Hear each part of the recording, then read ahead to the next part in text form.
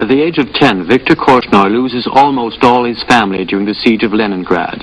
At 13, he decides to devote himself to chess.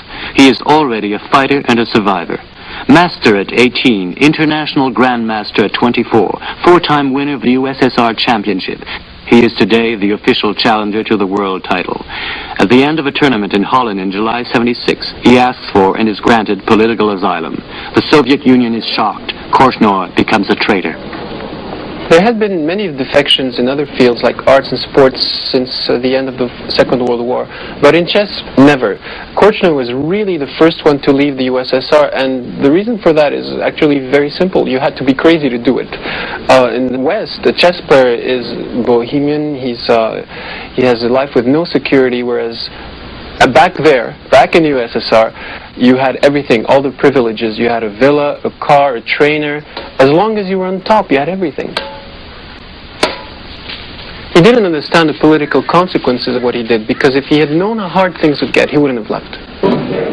He dedicated all his life only to chess.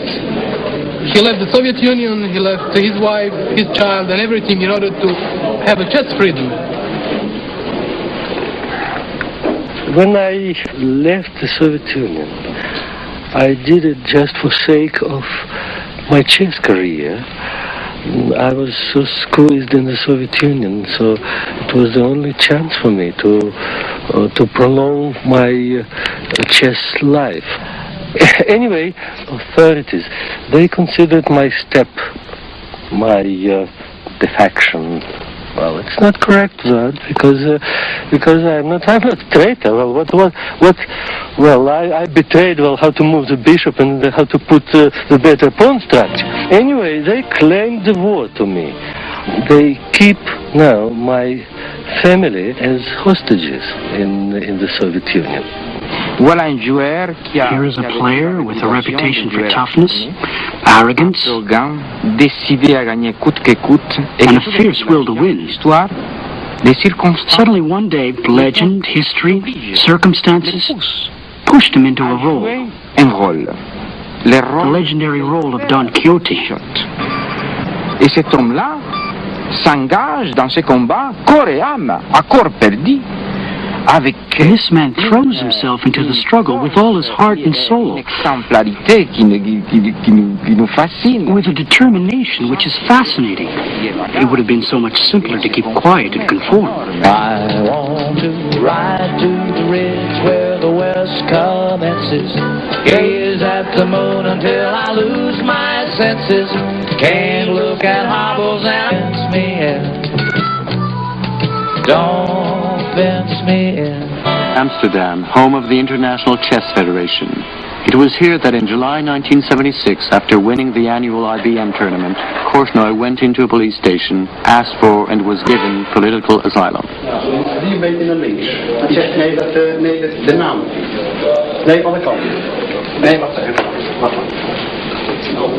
Today, Karpov and Timan are to play the decisive game in the 20th and last IBM tournament.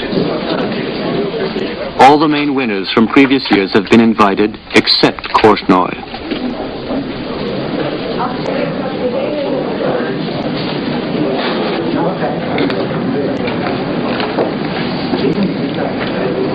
California. Most of the land around here is owned by the city of Los Angeles. They bought the land about 70 years ago because they need our water. Los Angeles would be a desert were it not for our water. So Los Angeles profits by producing electricity and selling it. And they also profit from selling the water that they stole from us back to us. So we're in a sort of a stalemate. Oh, give. Please take your seats. This is it for the money. $50,000 in prizes. Till I see the mountain rise. March 31st, 1981. 1 hour past high noon. The Louis D. Statham International Tournament begins as the arbiter starts the clocks. The $50,000 prize fund has attracted 35 masters and 27 international grandmasters. The favorite, Viktor Korchnoi, a Soviet dissident, arrived at Lone Pine during the night in order to surprise the Soviet players. The Soviet Chess Federation has boycotted every tournament Korchnoi has played in since his defection. 2 years ago, Korchnoi had announced his participation in advance. The Soviets had time to withdraw gracefully. But this time, Romanishin and Yusupov are trapped. They must play or lose face. Moscow orders them to play. So for Viktor Korchnoi, the outcast, there will be no boycott here in Lone Pine. But his wife and son are still in the USSR. The authorities have once again rejected their visa application. There really are two Viktor Korchnois. The one before his defection and the one after. The starry skies above, don't fence me in. Let me ride through the wide open country that I love. Don't fence me in. Korchnoi is not just one of the chess players. He's, as they would say in Reader's Digest, he's really one of the most memorable people I've ever met. I first saw him in Buenos Aires. I didn't speak to him then, but I could feel a tremendous force in his mere presence. Even when he just would say something simple like, "Please pass the salt," his words would hit you just like a punch. This is the 11th tournament, and I still don't know how to play chess. It's been a lot of fun for me. And we've certainly had some great chess players here. 27 grandmasters playing. 2 more on the sidelines. The winner, the only Viktor Korchnoi.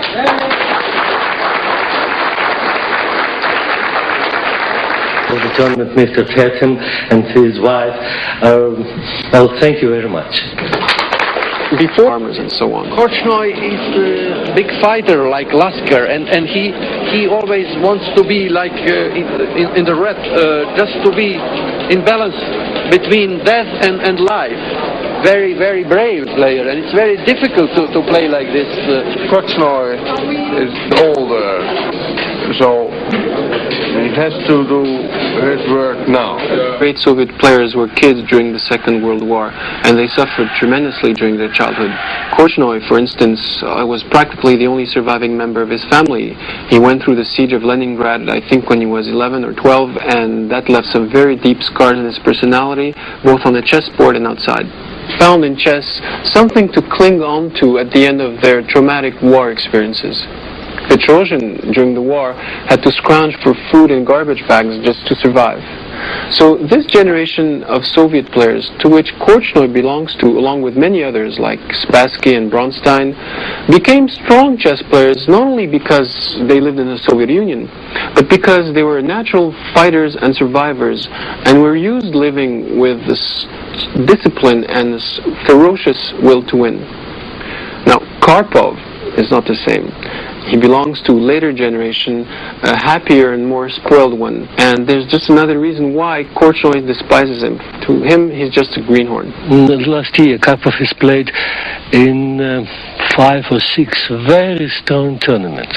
Oh, of course, he lost 7 games. He 3 times failed to be the best, or even to show a satisfactory result. I mean, but regarding his practice overall, he's in much better condition. Then that Fischer is the strongest player in the whole chess history. Whether he will play or not, it's not clear. It seems that the more he abstains from chess, the more difficult for him to come back. Karpov's big problem in Baguio came when Korchnoi started receiving help from the Ananda Marga. Ananda Marga, an Indian religious sect accused of terrorism. He, the communist, was helped by the devil, but his rival was helped by God. Vladimir Zhuka, a Soviet psychologist and hypnotist whose stare was supposed to upset Korchnoi. It's hard to believe that a man can have a spiritual influence on the game. But Karpov believes that, and his team believes that. Don't you find it fascinating, then, that they built this pharaonic monument called Marxist-Leninism, and all of a sudden, underneath, there is a little mouse nibbling away at it?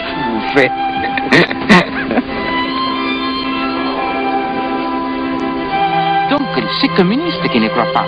So these communists who, quote-unquote, don't believe in God, moved heaven and earth to get the religious sect out of the hole. Religieuse. Et lorsque la secte religieuse... Because when the religious sect was there, Korchnoi, who was losing 5-2, managed to equalize the score 5-5. Incredible. Incroyable. You see, I'm trying to be careful, not to be blamed, in insanity. Well, you may make your conclusions, not me. Just give you raw material.